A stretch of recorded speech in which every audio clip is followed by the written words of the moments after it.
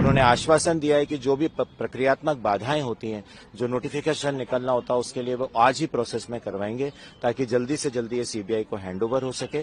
CBI इस stage पर आकर के जब इन्वेस्टिगेशन करेगी टीम, तो फिर इस मैटर में अभी तक जो भी हुआ वो एविडेंसेस क्या वो सेफ हैं? कोर्ट में बहुत अच्छा रहा क्योंकि ये बड़ा एक ऐसा मामला था जो कि बहुत हाईलाइटेड था, सेंसिटिव मामला है और हम त्विषा के परिवार को इस बात का बहुत संतोष है कि ये ऐसा मामला हुआ जिसको माननीय सर्वोच्च न्यायालय स्वयं संज्ञान में लिया। पिछले 8-10 दिन से जो भी घटनाक्रम चल रहा था वो निश्चित रूप से माननीय सर्वोच्च न्यायालय ने अपने संज्ञान में लिया। उन्होंने आज बोला भी कि हमने इसको देखा है, हमने देखा है कि क्या क्या खबरें सामने आ रही हैं, हमने देखा है कि किस तरह के एलिगेशंस लग रहे हैं और किस तरह से दोनों तरफ से चीजें बाहर आ रही थी और इन्वेस्टिगेशन को लेकर के भी आ रही थी।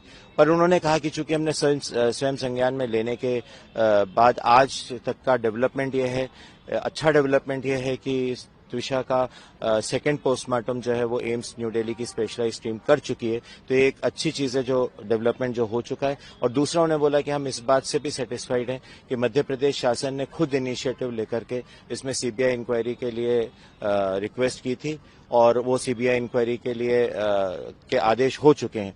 उनका कंसर्न ये था कि अब मामला जल्दी से जल्दी सीबीआई को हैंडओवर कर देना चाहिए क्योंकि एक निष्पक्ष जांच हो सके, इसलिए जल्दी से जल्दी सीबीआई इसको टेक ओवर करे। जो हम भी कह रहे थे, हम भी जब 22 तारीख को सीबीआई को हैंडओवर करने का ऑर्डर हुआ तब से हम बोल रहे थे कि इसको इमीडिएटली सीबीआई को हैंडओवर किया जाए क्योंकि जो कुछ भी घटनाक्रम हुआ है उसमें त्विषा के परिवार को स्थानीय पुलिस और एसआईटी जो जांच कर रही थी, बहुत सारे कारणों से उन पर विश्वास नहीं रह गया था। तो हम भी ये बोल रहे थे कि वैसे तो ये सीबीआई इंक्वायरी का ऑर्डर ही शासन को बहुत पहले कर देना था, लेकिन 22 को हुआ, अच्छा हुआ और हम 22 तारीख से ये निवेदन कर रहे थे कि इसको शीघ्र सौंप दिया जाए सीबीआई को। तो वो आज माननीय सुप्रीम कोर्ट ने भी कहा। इस पे सॉलिसिटर जनरल तुषार मेहता जी जो मध्य प्रदेश शासन की तरफ से अपीयर हुए थे, उन्होंने आश्वासन दिया है कि जो भी प्रक्रियात्मक बाधाएं होती हैं, जो नोटिफिकेशन निकलना होता है, उसके लिए वो आज ही प्रोसेस में करवाएंगे ताकि जल्दी से जल्दी ये सीबीआई को हैंडओवर हो सके। और एक बार हम भी बहुत सेटिस्फाइड रहेंगे अगर सीबीआई को हैंडओवर हो जाता है क्योंकि हमारी डिमांड ही हमेशा से निष्पक्ष जांच की रही थी। देखिए, एक क्रिमिनल ट्रायल में सब कुछ इन्वेस्टिगेशन पे डिपेंड करता है। अगर इन्वेस्टिगेशन ही सही नहीं होगा तो हम ट्रायल भी क्या ही सस्टेन हो पाएगी। तो इसीलिए हमारा शुरू से डिमांड फेयर इन्वेस्टिगेशन की थी, वो आज हमें पूरी होती दिख रही है।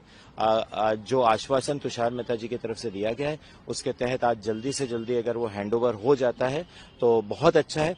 और माननीय सर्वोच्च न्यायालय ने कहा है कि अब जबकि वो एक इंडिपेंडेंट सेंट्रल एजेंसी के पास जांच के लिए जा रहा है तो उनका कहना है कि दोनों परिवारों से उनका एक्सपेक्टेशन है कि दोनों परिवार और जो विक्टिम हैं उनके भी सारे विटनेसेस जो हैं और एक्यूज के भी जो विटनेसेस हो सकते हैं, जो भी स्टेटमेंट देना है वो इंडिपेंडेंट जांच एजेंसी के सामने ही अपना पक्ष रखें।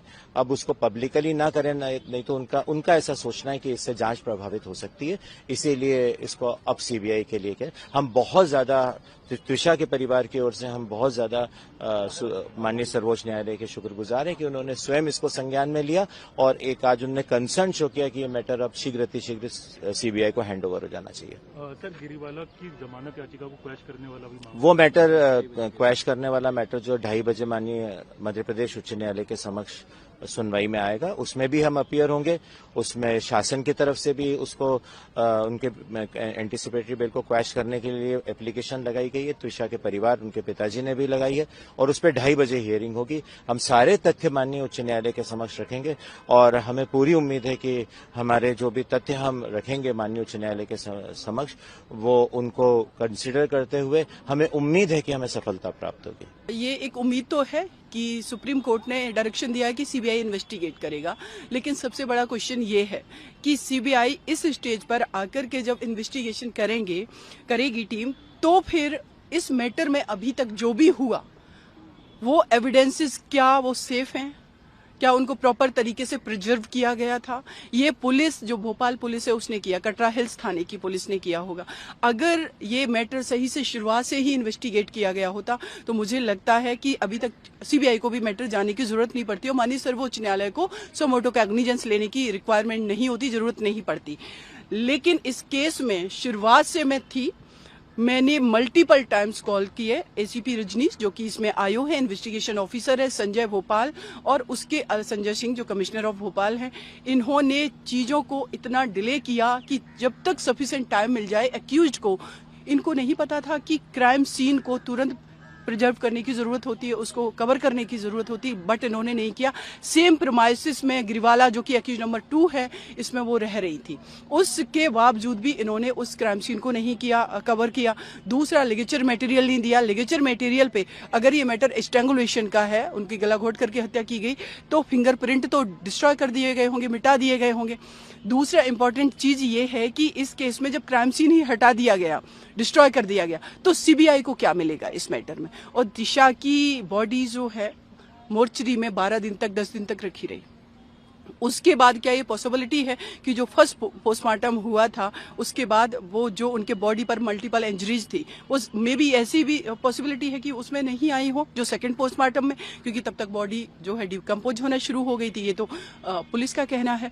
तो देखिए, होप ये है कि उस बेटी को न्याय मिलना चाहिए। वो 5 साल शादी को हुए थे, वो डिजर्व करती हैं जस्टिस।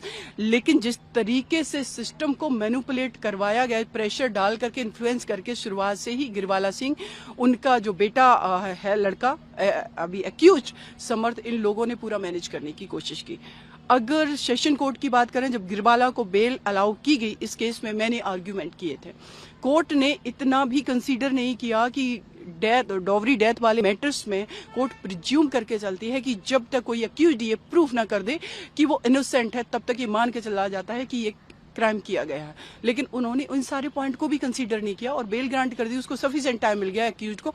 हम सभी ने देखा कि मीडिया में आकर के कितना कॉन्फिडेंटली बाइट दे रही थी, वो बात कर रही थी, इसलिए क्योंकि उनको ये कॉन्फिडेंस था कि सिस्टम तो हम अपने अकॉर्डिंग चला ही रहे हैं। जब भोपाल पुलिस की हिम्मत नहीं थी कि वो टाइमली एफआईआर दर्ज करे, 13 को फैमिली पहुंच चुकी थी, 15 को रात में 2:30 बजे एफआईआर दर्ज हुई है। और जबकि हमारी फैमिली से बात 1-1:30 बजे रात तक होती रही, कहते मैम मैं स्टिल थाने में बैठे हैं, पूरी फैमिली बैठी हुई थी। अब सोचिए कि जो जिनकी बेटी की डेथ हुई है, वो परिवार किस तरीके से सफर कर करके, आज जो न्याय अपने आप होना चाहिए था, उसके लिए high court, supreme court, media, सब लोगों को आकर के कलेक्टिवली आवाज उठानी पड़ रही है।